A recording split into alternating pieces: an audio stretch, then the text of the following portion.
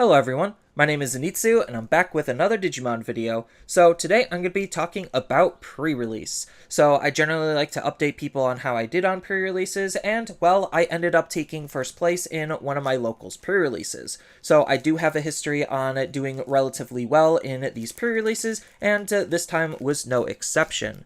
So part of it came from a little bit of my understanding of the set, and part of it was the cards that I was working with. So as far as my deck's construction goes, I was just using some very basic ratios to just try to have a nice well-rounded deck. So I was using 4 level 6s, I was using 7 level 5s, I was using 11 level 4s, and then I was using 12 level 3s, because that's all I pulled. And then I was using 2 tamers and 4 options. So that was kind of my deck. I only had 3 eggs. Most of the time you're probably just going to be able to play with whatever eggs you pull. So I only pulled 3, which was just barely enough for me to actually, have a decent chance at doing well. So as far as the synergies and combo plays that were happening, I realized in the set there was actually a lot of low body removal. So I understood from the get-go that removal was going to be really, really important, and the lower bodies weren't necessarily going to be doing as much because there was also alternative ways that you could be making blockers. So in the level 4 slots, you have Ginryumon and Greymon, and Greymon is actually a hugely important card to be able to make anything a blocker or make a lot of things blockers, so that way you could wall out the opponent's low-level Digimon. Then on top of that, in the level 4 slot alone, you have Summarimon, Lydramon that also are really good removal cards on their own, and then you even have cards like Ankylamon and Aquilamon to be able to give inheritables to make really good removal cards on basically vanilla Digimon. Then you also have Angemon as a really important card to recover when you Digivolve up, and when you attack, also remove more Digimon in play. Then you also have cards like Skull Knightmon Cavalier mode to be able to make another blocker. So there's just a lot of low-level removal already just on the level 4 slot.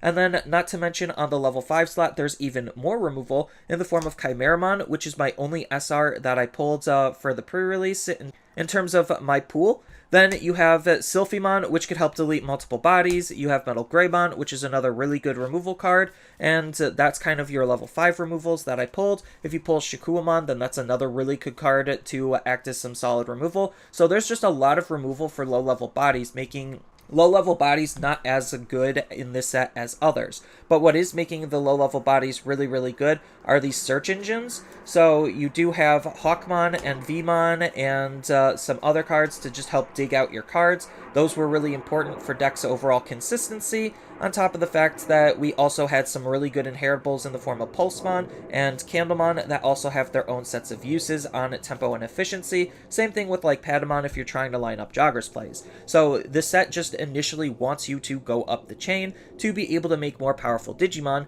and the Digimon I was ending on most of the time was Ultimate Brachiomon. So Ultimate Brachiomon is an absolute insane card for this format just because he's red-black, so he has lots of synergy with just our red and black cards already, allowing us to play some really good options, on top of the fact that he's also an X-Antibody, so that way we could try to take advantage of our X-Antibody cards, like Ginryumon, to be able to make him even more usable. Then on top of that, we also have Spinalmon as another really good card just because it's a 2-color card with the red in coloring, so that way we could use either of these with Fire Rocket, so that way we could deal really good consistent damage. And then the last cards that I was running, Surfymon was probably the worst card, but it was just another 13k body with 2 colors, so I didn't really care, and Marsmon was in there for extra control because I knew if I was able to go up the chain, get into a Marsmon before my opponent could go up their chain, then I could use Marsmon's effect to, again, control the opponent's field. So I usually ended up getting to like 2 or 0 security a lot of the time, and then I just managed to use the tempo that I was gaining to establish some sort of control, and once I had the control, I never let go of it, and I just chipped away at the opponents. Then as far as my tamers go, I just used the only 2 that were usable to me, which was Ken, or I guess Digimon Emperor and Kari. Digimon Emperor was kind of important. A lot of people just held their rookies back and then raced them and then lost 2 memory for free, just because they might not have had the evolution open to them. But they needed to get the body out, and then for me literally killing my opponent's cards, he was acting as a good draw engine to help fish through my deck to find more control cards, and so on and so forth. And then Kari was just another really good card to help set my memory to 3, so I could try to make my plays as easily and consistently as I possibly can. Kari's also a really good tamer, at least in my deck, and just to use in general, because 2 of the best removal cards that were in the set are going to be Disaster Blaster and Top Gun. These just further enforce the fact that low-level removal is super easy and efficient to use, just because multiple colors can help you actually play your options. And then because I was already playing with a lot of red and black cards, Dark Gaia Force was just a card that made sense. And then because I was also running Ultimate Brachiomon and Spinomon, Fire Rocket just also made sense, especially since I was playing other cards like Metal Greymon and Sylphimon and Chimeramon to just be able to utilize the fact that they're multiple colors very, very easily to deal lots of damage very fast. So that's kind of my deck in a nutshell, and it did well enough to win me first place. But as far as my winnings, I got 17 packs for coming in first place of the brand new set New Awakening, so let's open them and see what I won.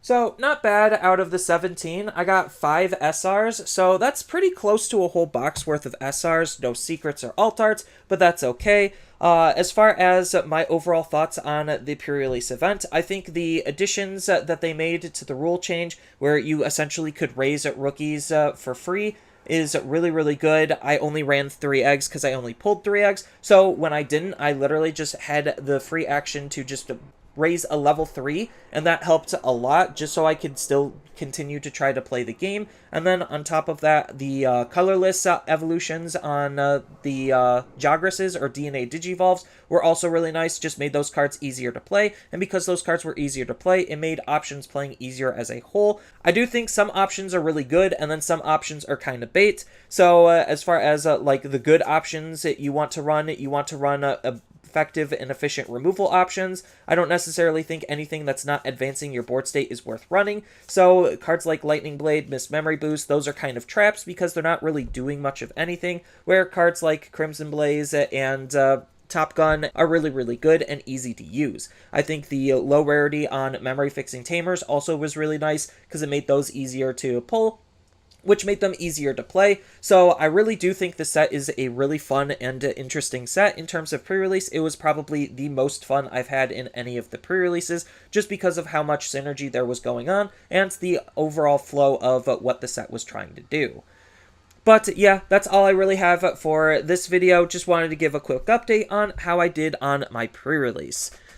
Feel free to tell me how you did in your pre-release and your overall thoughts about it in the comments below.